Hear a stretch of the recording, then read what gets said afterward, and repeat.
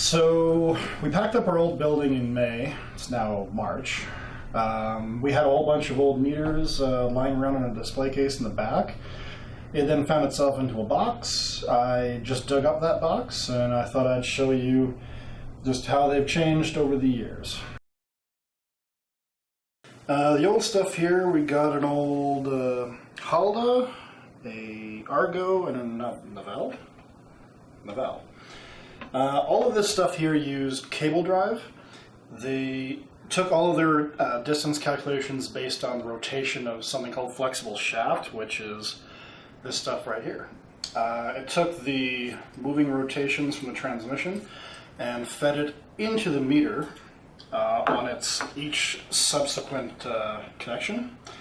Each one had a different type of connection based on how old it was or what manufacturer was making it. This is the oldest one, and this one, yeah, it has a tang blade type connection, where the other ones are more of a square connection. There's no circuitry in these. They're just physical rollers, which would just tick, tick, tick, tick, tick around. Apart from this one, which had some wires for some light bulbs in the back for just to make it light up at night. The newer stuff here is from the 80s or so. This one here was actually outrageously popular. It was, I believe, made in Europe. Jerusalem, I think, if memory serves me correctly. It had a built-in printer, a built-in card swipe, which I don't have, buttons, a digital readout, and all circuit board stuff. But it also had a connection here for your signal. The other stuff in here works primarily the same. Different manufacturers had different designs, more ports for things like printers or pretty much anything you would shove in a cab back in the day.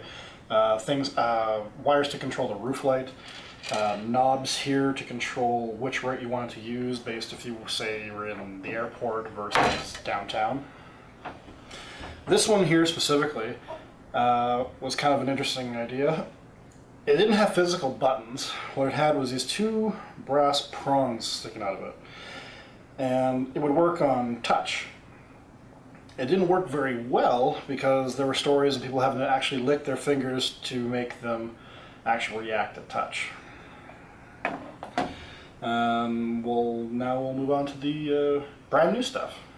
The modern stuff here only uses a connection from two methods, either a CAN VSS signal, which is from the CAN VSS device in the footwell of the driver's seat, or a VSS signal, which is the speed data in a pulse format that will be leached from the vehicle so it can know what the speed and distance is of the vehicle. Modern stuff nowadays have things like built-in USB, built-in Bluetooth, so you can interlink with things like dispatch systems, wireless tablet systems, wireless printers, apps, all that kind of stuff. And as they've gotten more modern, they've gotten smaller, as you can see. The new stuff works primarily the same way, speed and distance calculations to generate a fare, just that everything's much more compact, tight in. Everything still has connections though for things like your printer, your roof light connection, your power, your ground, all that kind of stuff. It's just how each manufacturer decides to do it. Well, these are the 10 we brought up here today. I have about 3 or 4 more boxes of the stuff downstairs.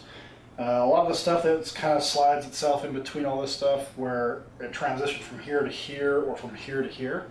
That kind of stuff, all covered in dust. If you want to see it, let me know. I'll be happy to do another video like this. Otherwise, thanks for watching.